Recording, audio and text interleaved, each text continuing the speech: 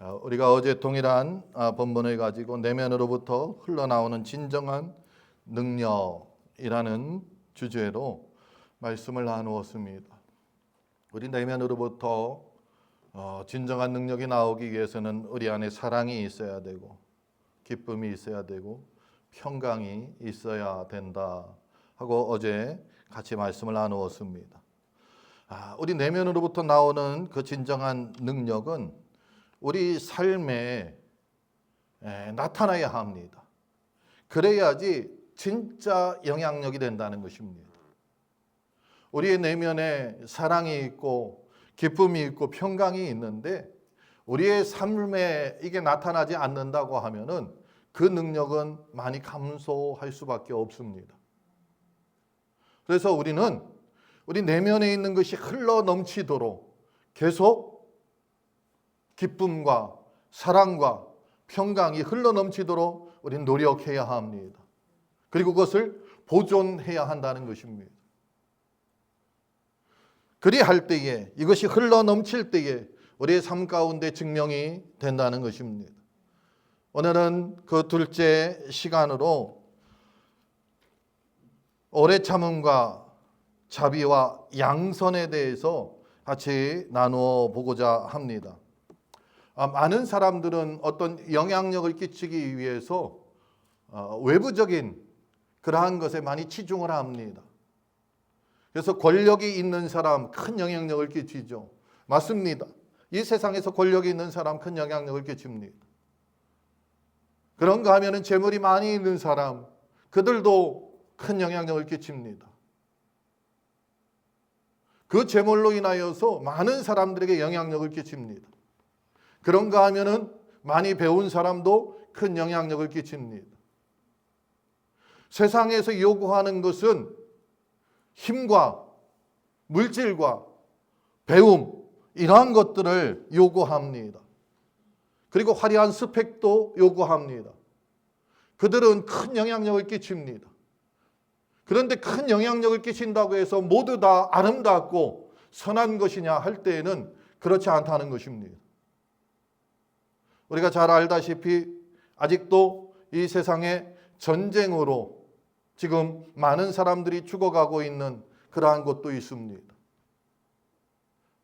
힘이 있는 사람, 권력이 있는 사람, 그 한 사람의 결정으로 인하여서 지금 싸우고 있고 많은 사람이 죽어가고 있습니다. 큰 영향력이 있다고 선한 영향력은 아니라는 것입니다. 그리고 모든 사람들이 그것을 부러워하지 않는다는 것입니다. 그런데 오늘 제가 말씀드리고자 하는 것은 우리의 삶 가운데 나타나는 진짜 영향력, 다시 말해서 모든 사람들이 부러워하는 영향력을 이야기하는 것입니다. 선한 영향력을 이야기하는 것입니다.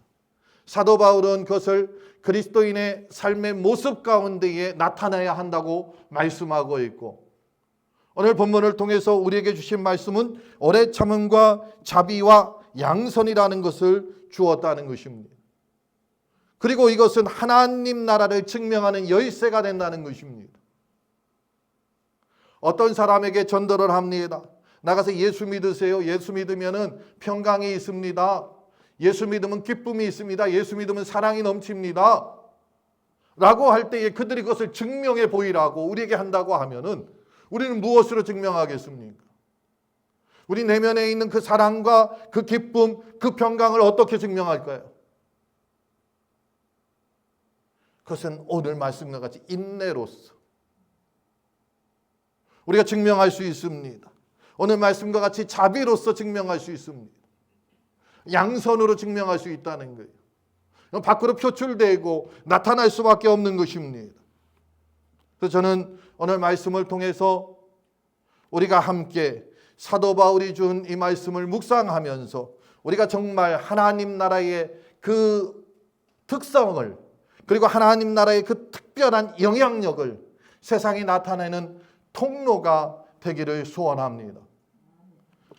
먼저 첫 번째로 우리가 생각하는 것은 오래 참음, 인내입니다. 이 오래 참는다는 것은 언제 오래 참을까요? 아무런 일이 없을 때에, 우리가 순탄할 때에 그 사람을 보고 오래 잘 참았다 이렇게 이야기하지 않습니다. 오래 참는다는 것은 시련이 있다는 것을 이야기합니다. 그걸 전제로 합니다. 어려움을 전제로 합니다. 그럼 환난과 어려움 가운데에 인내하는 거예요. 그 어려움 가운데 오래 참으면은 거기에 열매가 맺히는데 그 열매가 인내라는 열매라는 것입니다.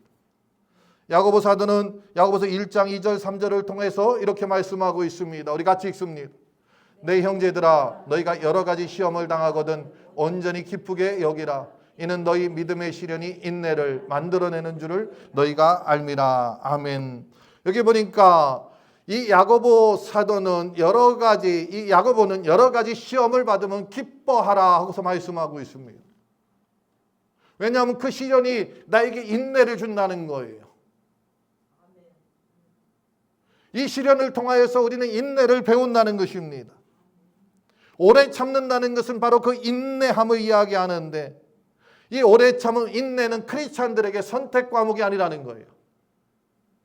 선택의 덕목이 아니고 이건 필수의 덕목이라는 것입니다. 학교를 공부하다 보면은 우리가 졸업하기 위해서 꼭 배워야 하는 그런 과목들이 있습니다. 제가 다닐 때 신학교에서 배워야 하는 것 중에 하나가 성경 과목이 있었습니다. 학점도 없습니다. 점수도 없습니다. 그런데 패스하지 못하면 졸업을 못합니다. 성경 66권을 열심히 읽어갖고 거기에서 내는 문제로 시험을 봅니다. 그리고 몇 점 이상 맞아야 된다는 거예요. 그래서 성경을 수없이 읽어야 됩니다. 그냥 집중해서 한 달만 읽어가지고는 그것이 오래 남지 않지요. 꾸준하게 읽어야 됩니다. 4학년을 마치고 친구들 졸업하는데 성경 과목을 패스하지 못해서 졸업 못하는 친구들도 덜어 생깁니다. 왜냐하면 그게 필수기 때문에 그렇습니다. 다른 학점은 다 찼습니다. 차고 넘칩니다. 영어도 잘하고 수학도 잘하고 신학교에서 꼭 필요한지는 모르지만 하여튼 다 잘합니다.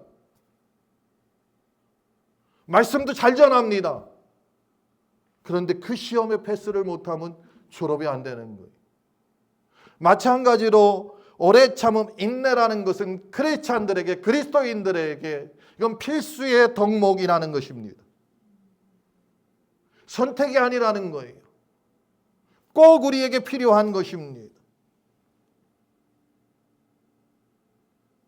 왜냐하면은 그리할 때에 우리가 그리스도인이라는 것을 나타낼 수 있기 때문에 그렇습니다. 우리가 잘 알다시피 우리가 예수 믿었잖아요. 어떤 분은 30년, 어떤 분은 20년, 그런가 하면 어떤 분은 50년, 60년. 그런데 지나온 세월을 돌이켜보니까 세상 사람들처럼 우리도 똑같이 고난도 있고요. 어려움도 있고 때로는 내가 병도 들고요. 예수 믿으면 평탄하고 항상 기쁘고 항상 승승장구하면 얼마나 좋겠습니까? 그런데 그렇지 않다는 거예요. 직장에서 해고당할 때도 있다는 것입니다. 승진심사에서 누락될 때도 있다는 것입니다. 그런가 하면은 우리가 열심히 노력하고 살아왔는데 배신당할 때도 있습니다. 내 몸이 병들어서 고통 가운데 있을 때도 있습니다. 그때 세상의 사람들은 원망하고 불평합니다. 당연한 것입니다. 그런데 크리스찬들에게는 그럼에도 불구하고 인내하고 오래 참아야 한다는 것입니다. 왜냐하면은 인내를 통해서 우리의 믿음이 성장하고 성숙되기 때문에 그렇습니다. 우리는 성경을 통해서 많은 믿음의 우리의 선진들이 그들 앞에 닥치는 장애물과 어려움, 고난 가운데 얼마나 인내하였는지 우리 너무나 잘 알고 있습니다. 대표적인 인물이 요셉이라는 인물을 우리가 들 수가 있습니다. 그는 야곱의 아들로 태어나서 하나님이 주신 비전이 있었습니다. 그런데 형제들에게 배신을 당했습니다. 노예로 팔려갑니다. 그럼에도 불구하고 노예로서 최선을 다하고 충성하였습니다. 그런데 그에게 남은 것은 감옥에 갇히는 것이었습니다. 그것도 다른 감옥이 아닙니다. 일반 감옥이라고 하면은 언젠가 나올 것을 기대할 수 있는데, 지금 요셉이 갇힌 이 감옥은 왕명에 의해서 들어가는 감옥이고, 거기에 들어가면 나올 길이 없는 곳입니다. 요셉은 그 안에서 하나님을 원망하고 불평하고 하나님을 떠나야지 지극히 정상적이고 인간적인 모습입니다. 그런데 요셉은 그곳에서도 오래 참았다는 거예요. 그리하였더니 하나님께서 그를 애굽의 총리로 세워주셨습니다. 뿐만 아니라 그를 통하여서 그의 가족을 구원하는 놀라운 일을 이루신 하나님을 그가 경험하게 된 것을 보게 됩니다. 요셉의 인내, 요셉의 오래 참음은 그로 하여금 구원의 통로가 되는, 하나님 앞에 쓰임받는, 구원의 통로로 쓰임받는 귀한 인내가 되었던 것을 우리는 보게 됩니다. 또 한 사람을 예로 들자면은 욥이라는 사람을 우리는 볼 수가 있습니다. 이 욥은 그 누구보다도 인내에 대해서 가장 좋은 본보기다, 이렇게 볼 수가 있습니다. 욥은 동방에서 가장 큰 부자였습니다. 그런데 그는 하루아침에 모든 재산을 잃어버렸습니다. 자신의 자녀들을 다 잃어버렸습니다. 아내는 그에게 하나님을 원망하고 차라리 죽으라고 하고서 떠나버렸습니다. 그의 몸은 병들어서 고통 가운데 있습니다. 친구들은 와서 비아냥댑니다. 네가 하나님을 잘 믿었는데 왜 이렇게 됐니? 네가 겉으로는 잘 믿었지만 네 속으로는 하나님을 믿지 않았던 거야. 네가 우리 앞에서는 잘 믿는 척했지만 실제로는 그러지 않기 때문에 하나님이 징계를 내리신 거야. 그러나 욥은 끝까지 하나님을 신뢰했다는 것입니다. 이게 중요합니다. 오래 참의 인내라는 것은 끝까지 하나님을 신뢰하는 것입니다. 사람을 신뢰하는 것이 아니에요. 하나님을 신뢰하는 거예요. 그리고 끝까지 그 하나님을 바라보고 하나님이 주신 비전을 붙들고서 놓지 않고 끝까지 붙들고 있는 것입니다. 이 욥은 결국 하나님 앞에 갑절의 축복을 받으며 열매를 거뒀던 것을 우리는 보게 됩니다. 사도 바울은 이 말씀을 이미 읽었습니다. 그래서 그 사도 바울은 우리에게 말씀하고 있는 것입니다. 인내하라, 오래 참으라. 왜? 무엇 때문에? 로마서 5장 3절을 통해서 4절을 통해서 우리에게 주시는데 왜 그러냐? 우리가 환난 중에도 즐거워하고 기뻐하는데 왜 그러냐? 환난은 인내를, 인내는 연단을, 연단은 소망을 이루는 줄 알기 때문에 그렇다는 거예요. 환난 중에 오래 참는 것은 무엇이냐? 나에게 하나님이 인내를 주신다는 것입니다. 인내하면서 믿음으로 지키고 하나님을 끝까지 의지하고 나아갔더니 그 연단이 소망을 준다는 거예요. 그러므로 우리에게 오는 고난은 우리를 믿음에서 떨어뜨리려고 합니다. 그런데 그것을 이기고 나아갔더니 믿음이 더욱 단단해지고요, 하나님의 소망을 품게 된다는 것입니다. 저와 여러분 가운데 오는 고난이 있다고 하면은 그 고난은 양면성을 가지고 있습니다. 나의 믿음을 흔들거나 아니면 더욱더 단단하게 한다는 것입니다. 저와 여러분이 오늘 말씀을 붙들고서 오래 참음, 인내의 마음을 우리 안에 장착하고 있다고 하면은 고난이 오면 올수록 우리의 믿음은 성장하게 됩니다. 하늘나라의 소망은 더욱더 확실해집니다. 하나님과의 관계는 더욱더 끈끈해지고 더욱더 가까워지고 더욱더 밀착된다는 것입니다.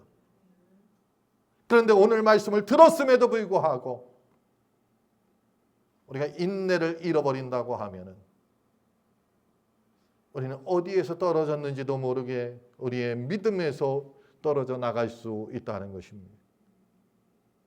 그러므로 저와 여러분은 인내하기 위해서 노력하고 힘써야 될 줄 압니다. 이 오래 참는 것도 훈련이 필요합니다. 연습해야 된다는 것입니다. 자꾸 훈련할 때에 우리는 오래 참을 수가 있습니다. 인내를 연습하는 것은 다른 것이 아닙니다. 우리가 기도하는 것입니다. 어떠한 일이 있든지 기도하면서 하나님 앞에 나아가시기 바랍니다. 여러분 즐거운 일이 있을 때 기도하면서 하나님 앞에 나아가세요. 아무 일도 없을 때에 기도하면서 하나님 앞에 나아가세요. 조금 어려울 때에 기도하면서 하나님 앞에 나아가세요. 그러다 보면은 우리가 수렁에 빠졌을 때에도 기도하는 것이 우리가 이미 연습이 됐어요. 훈련이 됐어요. 습관적으로 하나님 앞에 기도하게 된다는 것입니다. 불평과 원망하기 전에 기도한다는 것입니다. 하나님 앞에 기도하면은 하나님께서 자녀된 우리를 어여삐 보시고 어떠한 수렁에 있든지 어떠한 장애물이 우리를 가로막고 있든지 그것을 넘어갈 수 있는 힘과 능력을 주신다는 것입니다. 그러므로 저와 여러분은 기도를 통하여서 기도로 하나님 앞에 나아가는 훈련을 우리는 해야 될 줄 믿습니다. 시편 기자는 말하기를 백성들아 시시로 그를 의지하고 그의 앞에 마음을 쏟으라. 하나님은 우리의 피난처시니라 하고서 말씀하고 있습니다. 시시로 그를 의지하라. 이 시시라는 것은 무엇입니까? 때때로. 그 때때는 어떠한 때에 대사하라는 것이 아니다. 계속해서 놓치지 않고 하나님 앞에 나아가서 기도하는 삶을 살아야 한다는 것입니다. 두 번째는 말씀을 묵상하는 훈련을 해야 될 줄 압니다. 내가 주께 범죄하지 아니하려 하여 주의 말씀을 내 마음에 두었다고 시편 기자는 고백하고 있습니다. 우리가 말씀을 묵상합니다. 자꾸 묵상합니다. 하나님이 세상을 이처럼 사랑하사 독생자를 주셨으니 이는 저를 믿는 자마다 멸망치 않고 영생을 얻게 하려 한다. 영접하는 자 곧 그 이름을 믿는 자들에게는 하나님의 자녀가 되는 권세를 주셨다. 자꾸 묵상하는 거예요. 우리가 아직 죄인 되었을 때에 그리스도께서 우리를 사랑하심으로 내가 아직 죄인 되었을 때 원수 되었을 때에 아버지 하나님이 나를 사랑하심으로 예수 그리스도가 인간의 몸을 입고 이 땅에 오셨다고 하는데 우리가 이런 훈련을 날마다 이런 훈련을 한다고 하면 어떠한 고난이 어떠한 환난이 우리 앞을 가로막는다 할지라도 우리는 말씀으로 이겨나갈 수 있다는 것입니다. 말씀을 묵상하고 말씀과 함께 하면은 말씀이신 하나님이 나와 함께 하는 거예요.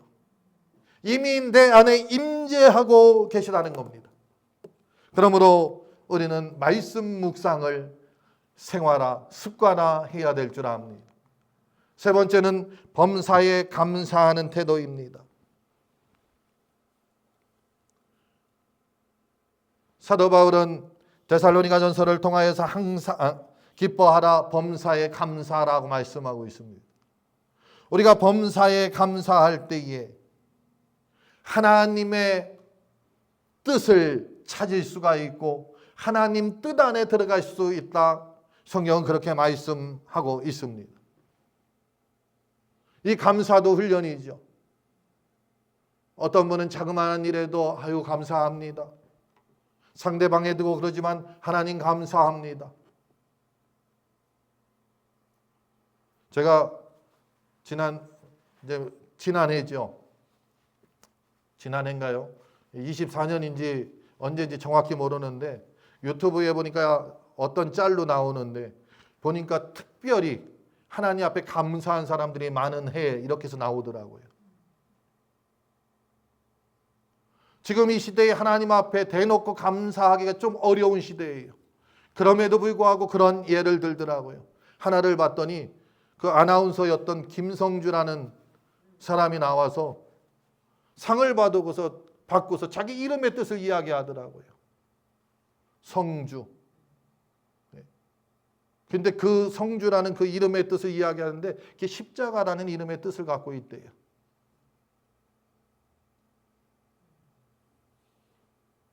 그게 순간순간 감사했기 때문에 그러한 자리에서 나오는 거예요. 우리가 범사에 감사할 때에 어떠한 곳에서든지 그 감사가 흘러넘칠 줄 압니다. 설령 우리 앞에 환난이 온다 할지라도 하나님 이 환난을 나에게 이기게 해 주실 줄 믿고 감사합니다 할 수 있다는 거예요. 그리고 네 번째로는 믿음의 공동체를 의지하는 겁니다. 나의 신앙의 길은 나 혼자 가는 것이 아닙니다. 나와 함께하는 우리 지체들이 있습니다. 우측을 보아도 좌측을 보아도 한번 보세요. 다 있지요. 한쪽 끝에 앉아서 한쪽에 없어도 한 바퀴 돌아서 있을 겁니다. 우리 믿음의 공동체에 우리의 지체들을 하나님께서 허락하신 것은 무엇이냐? 때로는 내 의지가 약할 때에 그들로 하여금 나에게 위로하고 격려하게 하기 위해서, 또 우리가 함께 기도하고 함께 격려하고 함께 위로한다고 하면은 우리는 어떠한 것도 이겨나갈 수 있습니다. 내 힘으로 가능하지 않은데 군대에 가서 보니까 못하는 일이 거의 없어요. 왜 그런가 하고 봤더니 함께 하는 사람들이 너무나 많습니다. 우리 교회가 서로 도와주고 서로 용서하고 격려하고 함께 할 때에 우리는 어떠한 장애물도 이겨나갈 줄 믿습니다. 그래서 히브리 기자는 성경 말씀 하나가 빼놨는데, 서로 돌아보아 사랑과 선행으로 격려하며 모이기를 패하는 어떤 사람들과 같이 하지 말고 그날이 가까움을 볼수록 더욱 모이기에 힘쓰라 하고 말씀하고 있습니다. 우리는 모이기에 힘써야 합니다. 그것이 우리에게 하나님께서 공동체를 주신 이유입니다. 모여서 함께 할 때에 우리는 인내하는 하나님의 사람이 될 줄 믿습니다. 인내가 풍성한 하나님의 사람이 되어서 예수 그리스도를 세상에 널리 전하는 하나님의 사람들이 되실 줄 믿습니다. 오늘 사도 바울은 우리에게 두 번째로 자비에 대해서 말씀하고 있습니다. 이 자비라는 것은 선한 마음과 행동을 이야기합니다. 선한 마음이 있을 때 선한 행동을 낳게 됩니다. 그런데 그것은 자비로부터 시작된다는 것이죠. 에베소 4장 32절 말씀 같이 읽습니다. 서로 불쌍히 여기며 서로 용서하기를 하나님이 그리스도 안에서 너희를 용서하심과 같이 하라. 서로 친절하게 하라. 자비롭게 대하라. 친절하게 하라는 것은 자비롭게 대하라는 것입니다. 왜냐하면 이 자비는 하나님의 성품이 우리 안에서 나타나는 것이 자비라는 것으로 나타나는 거예요. 착한 마음과 착한 행실, 이것이 자비의 마음에서부터 나타난다는 거예요. 근데 하나님은 참되시죠. 그 하나님을 우리가 나타내는 것은 우리가 자비의 마음을 가져야 됩니다. 불쌍히 여기는 마음이 있어야 합니다. 무엇을 불쌍히 여길까요? 어느 걸 할까요? 우리 전도의 예를 들어 봅시다. 우리 주변에 한 영혼이 있습니다. 그런데 그가 죽어가고 있어요. 다시 말해서 예수를 믿지 않는다는 거예요. 자비의 마음을 가지면은 그가 죽는 것을 그대로 보고서 우리는 그냥 나만 천국에 가면 좋다 할 수가 없어요. 우리는 지금 우리하고 전혀 관계없는 그러한 사람들의 죽음을 지금 우리는 추모하고 있습니다. 왜냐하면 그는 우리와 같은 민족이기 때문에.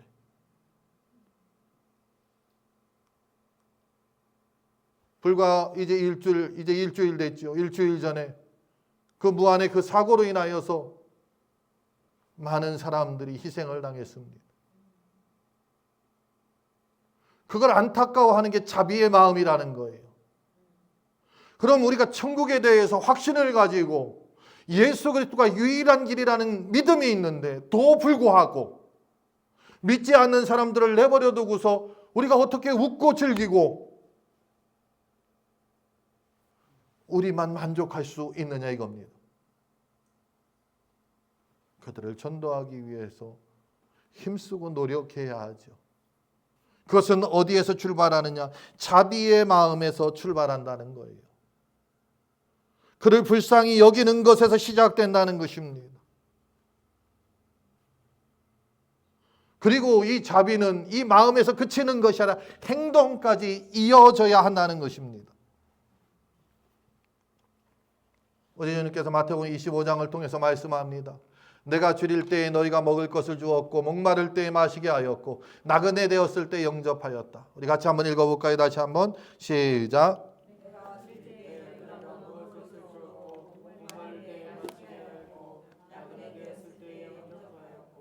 이것이 자비의 마음이라는 것입니다. 지금 이 사람들이 실제로 예수님을 영접했나요? 예수님에게 마실 물을 드렸나요? 먹을 것을 주었나요? 아니에요.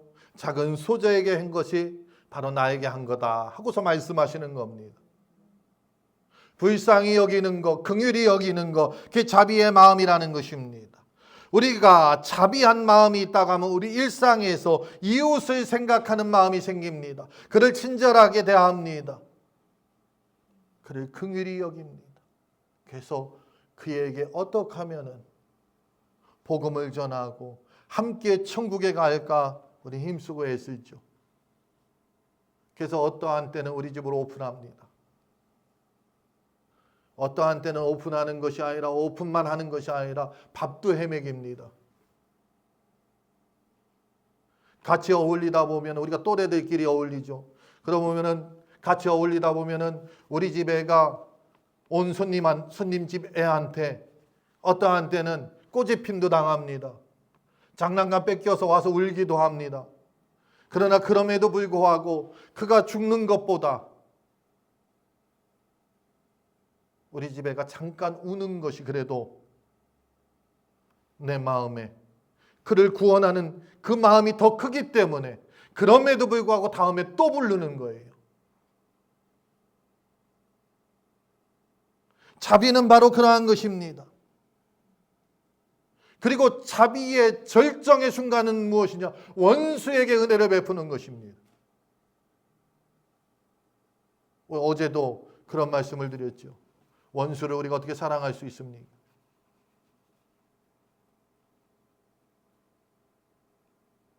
사랑의 절정이 원수를 사랑하는 것입니다.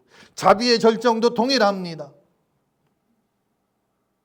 우리 주님 마태복음 5장 44절을 통하여서 너희 원수를 사랑하며 너희를 박해하는 자를 위하여 기도하라 하고 말씀하고 있습니다. 우리가 원수에게 베푸는 자비, 원수에게 베푸는 그 사랑, 그것이 바로 자비의 절정이라는 것입니다. 여러분, 혹 여러분에게 잘못한 분들이 있으면 용서하시기 바랍니다. 용서하십시오. 이 용서는 여러분을 큰 사람으로 만듭니다. 용서는 여러분을 믿음의 사람으로 만든다는 것입니다. 우리가 품어주고 이해해주고 그럴 때에 내가 하나님의 사람임을 증명하는 것입니다. 큰 잘못도 아니고 때로는 작은 잘못에서도 우리가 발끈할 때 있잖아요. 젊은 혈기 왕성할 때 우린 그랬잖아요. 가다가 부딪히기만 해도 내가 잘못했는지 그 사람이 잘못했는지 따지지 않고 인상부터 쓰는 것이 우리의 모습이었지요. 근데 그걸 넘어서 우리에게 잘못한 자들이 있다 할지라도 넓은 포용력으로 용서할 때에 그들은 우리의 모습 속에서 예수 그리스도를 보게 될 줄 압니다. 그들은 우리의 모습 속에서 하나님의 사랑을 발견하게 될 줄 믿습니다. 나를 보지만 나를 보는 내 행동의 그 자비의 모습 가운데 하나님을 눈으로 보고 그들은 느끼게 된다는 것입니다. 그렇다고 하면 그들은 어떻게 합니까? 하나님 앞에 나온다는 것입니다. 저와 여러분이 이 자비의 마음으로 이웃을 용서하고 그들을 품어주는 하나님의 사람이 되어야 할 줄 믿습니다.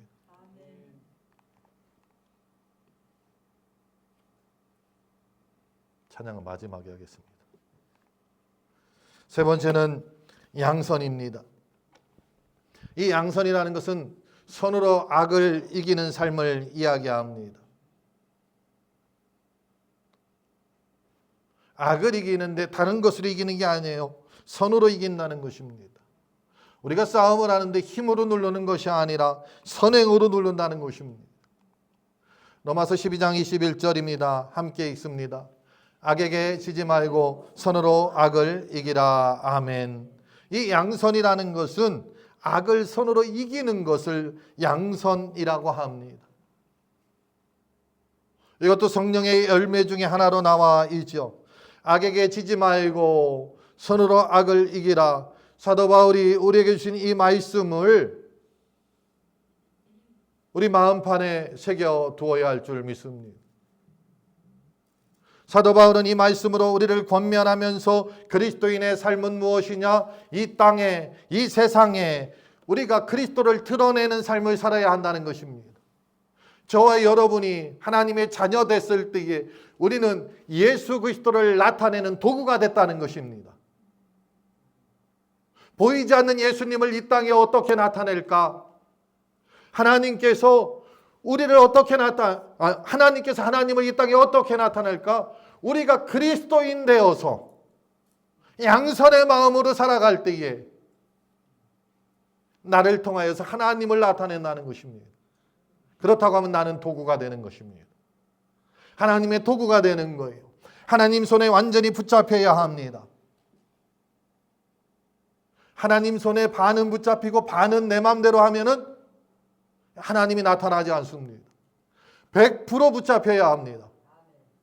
그때에 하나님의 능력이 나타난다는 것입니다.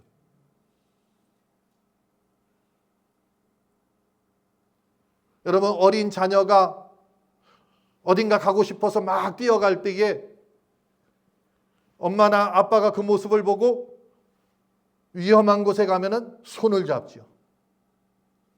꽉 잡습니다. 완전히 잡혔을 때에 이 아이는 아무리 발버둥을 쳐도 위험한 곳으로는 가지 못하는 거예요. 마찬가지입니다. 우리도 하나님 손에 완전히 잡혀야 합니다. 그럴 때에 하나님의 계획과 하나님의 뜻 안에서 우리는 살아갈 수가 있습니다.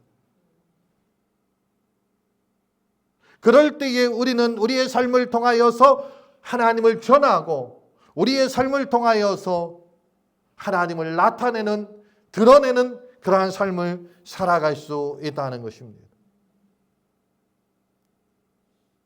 하나님은 우리에게 양선의 열매를 주면서 선한 삶을 살게 하신다는 것입니다.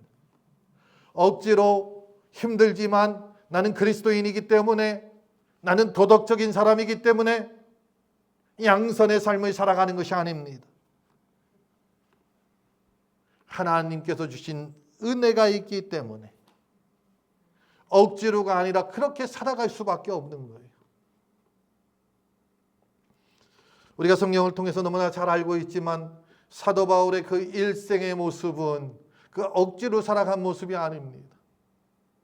그는 수없이 많은 죽음의 고비를 넘겼습니다. 매도 맞고요, 힘들고 어려운 길을 걸었지만 억지로 간 길이 아니에요.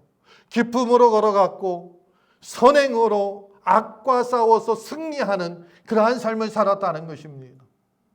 그것은 무엇으로 그가 살았느냐? 하나님의 은혜로, 성령의 능력으로 살았다는 것입니다.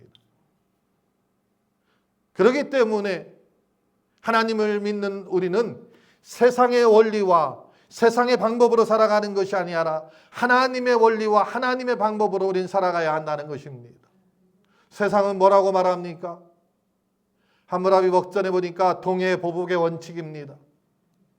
이것은 무엇이냐? 눈에는 눈, 이에는 이입니다. 잘못해서 눈을 다치게 했으면은 다치게 한 그 사람을 똑같이 다치게 하는 거예요.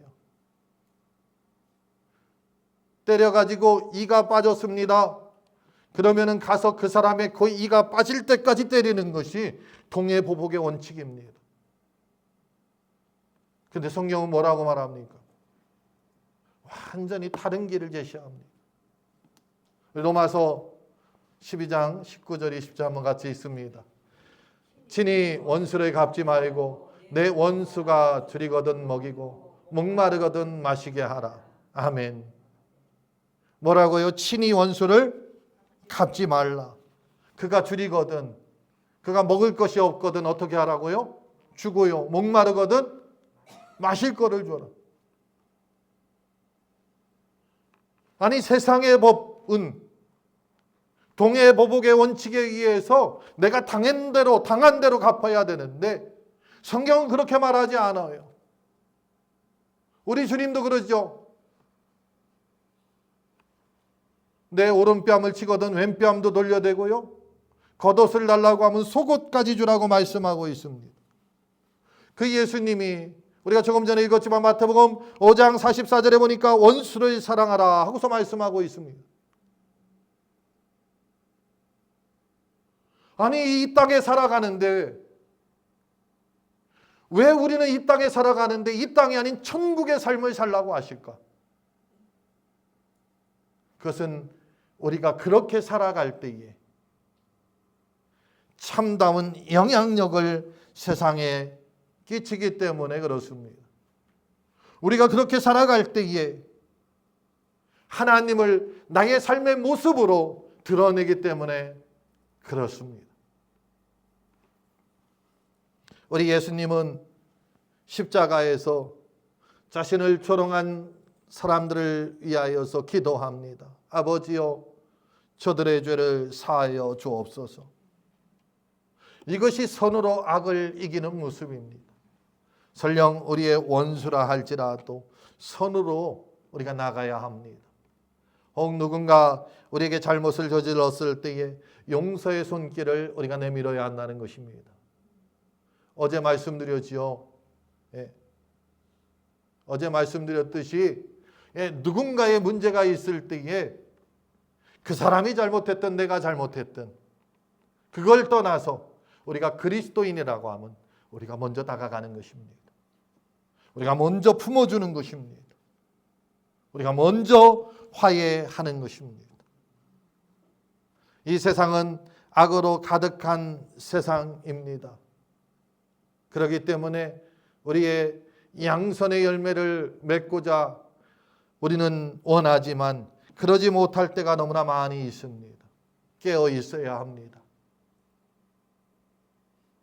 말씀과 기도, 하나님을 향하여서 우리가 깨어 있어야 한다는 것입니다.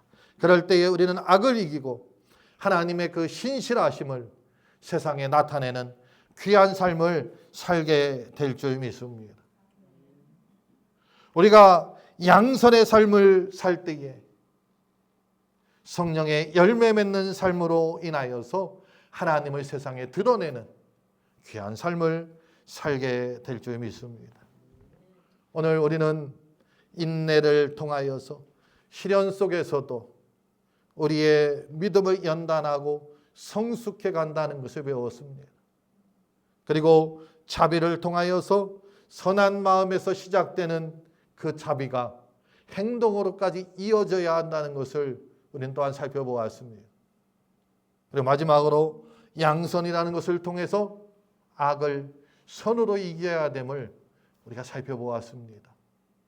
저와 여러분이 이 땅에 살아가면서 선한 영향력을 나타내고 더욱더 그 영향력을 키워야 될 터인데 그러기 위해서는 오늘 말씀 오래 참음과 자비와 양선을 꼭 기억하시고 우리 골수에 새겨서 잃어버리지 말고 실천하는 삶을 살아갈 때에 진짜 영향력 있는 하나님의 사람들이 될 줄 믿습니다. 우리 함께 찬양합니다.